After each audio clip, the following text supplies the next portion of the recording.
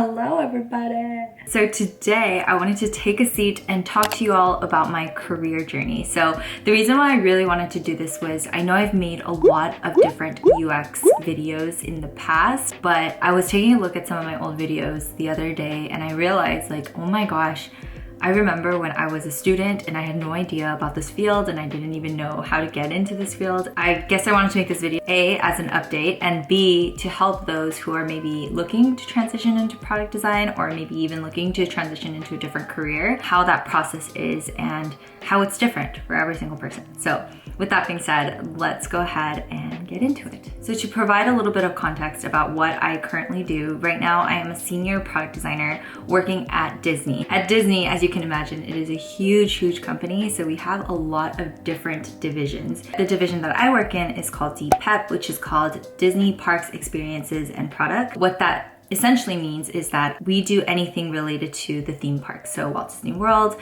Disneyland, Disney Paris. Where I'm specifically under is under the commerce team. So what that means is that for commerce, we work on a variety of different things. So tickets, annual passes, hotel and lodging, publishing, cast, a wide range of different projects. The one that I am specifically under currently is for tickets, so Walt Disney World and Disneyland. So that is currently where I'm at right now in my career life. Now, how I got here, it's a very windy road. As a student, when I looked at a day in my life as a product designer, or when I looked up to designers that I wanted to be like, I felt so detached and so distant because a lot of times maybe we don't talk enough about the process of how we got to where we are. So that's kind of why I wanted to walk everyone through the step-by-step process of how I became a senior product designer working at Disney. Okay, so let's rewind way back. I graduated from UCLA in 2016 with a major in psychology, and right after I had no idea what I wanted to do. I was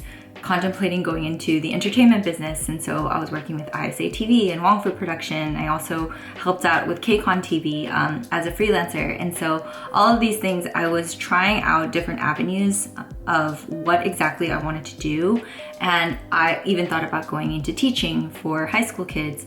But all in all, I didn't have a stable job for maybe about a year, and then I remember my dad telling me like, you need to just get any job because that's the only way you're gonna learn what you like and what you don't. So my very first job out of college, I was able to work at a Korean clothing company, and there I wore a lot of different hats. I did email marketing, influencer marketing, content creation, analytics, graphic design, you name it. I was there for around a year and a couple of months. Now I can make a whole video about your first job out of college. That's like a completely different story. But I remember when I was at this job, I very quickly realized like, wow, marketing and this realm is really not for me. I don't think I can do this long term. The time I was working there, a lot of people actually approached me and was telling me, hey, like there's this new emerging field coming up called UX UI. Maybe it's something you want to take a look at. So I took my 1 week course at General Assembly, which I have made a video about. So if you want to check out, the different boot camps that I did, please go check out that video. I took a 1 week intensive course and then I came back to work. I didn't even feel close to call myself a UX designer. So part of me felt like that was like a good experience, but maybe UX is just not really for me. So I went back to work and then soon realized like, I don't think I want to work at this company anymore. And I put in my 2 week notice, and once again, I was looking for another job. During the time where I was unemployed again, I was kind of thinking that inside of me, I really did want to go back to a learning environment. And so I decided to take all the money that I actually saved from my first job and put it into the UCI bootcamp, which was a 6-month intensive bootcamp. After I graduated, it was very bleak. I feel like some people think that once you get out of boot camp, you're gonna get this job and then you're gonna make 6 figures and then everything's gonna be good and dandy. And the reality of it was that it was so hard. Nobody wanted to hire me because I was just fresh out of boot camp, and everyone thought, you don't even have real life experience and you're just basing it off these projects. Why should we hire you? Thankfully, I was able to get another job at a very small startup, and that was my very first UX position. So I was there for around 7 months, and then unfortunately, due to COVID, I got laid off. During that time of unemployment, this is when I was like, okay, this sucks, but how do I make this into an opportunity rather than just going about the basic steps that I did in the past? And so during that time, that's when I created Spill the Beans, because I wanted to create a website that can help those who was in the position that I was in. Creating a website where you can essentially just go in and read about a lot of different professionals and how they got to where they did. I also just want to preface this, Spill the Beans currently is basically non-existent right now. I am trying to figure out ways of how I want to relaunch, and that is still a work in progress. It's not gone, but it is just on pause. So I just wanted to call that out in case anyone's wondering. And while I was creating Spill the Beans, I was also looking for jobs. Thankfully, during that time, I was able to find another job where it was a self-touring technology company. I started working at that company as one of the main designers, helping out with design systems and just really componentizing their libraries to make it scalable for new designers that would potentially be coming on. All in all, I was running Spill the Beans as well as doing my 9 to 5. And through Spill the Beans, I was actually able to network a lot with a lot of different amazing creators and designers. And one of those amazing designers was actually my friend Tana, who is my coworker today at Disney. And we would just catch up and just talk to each other about life and how things are going in each respective companies. Quickly became friends, and then one day she asked me, hey, would you be interested in applying for a role at Disney? And for me, I said, okay, yeah, of course, like I would love to give it a try. And so I remember that the recruiter called me and basically said, hey, you need to get everything ready by next week. You're gonna have your interview.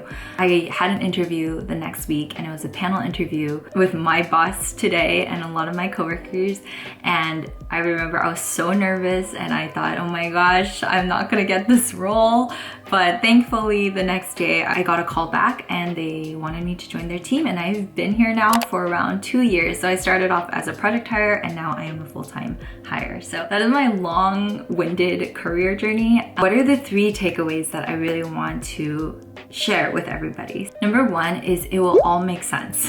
Why do I say this? You know, maybe you're in a career that you despise, or maybe you're in a job that you're like, this is not what I want to do.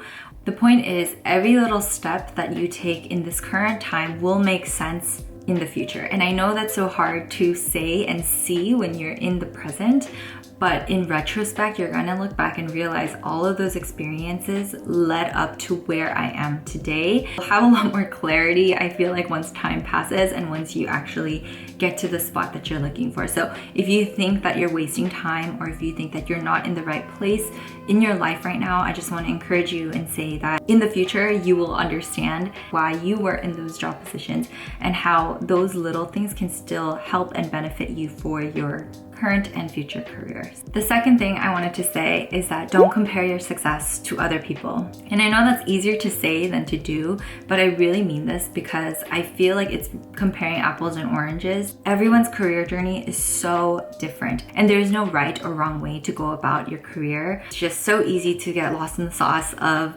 I need to get to this level at this age and become this successful and make this much money. And at the end of the day, I feel like if you work hard and you really aim to get there and do the necessary steps in order to inch you forward towards your goal, you will get there. Your peers have already achieved that, or it seems like everybody in the world has achieved that because we post on social media and you see all the glamour sides of, you know, a product designer, software engineer, or whatever.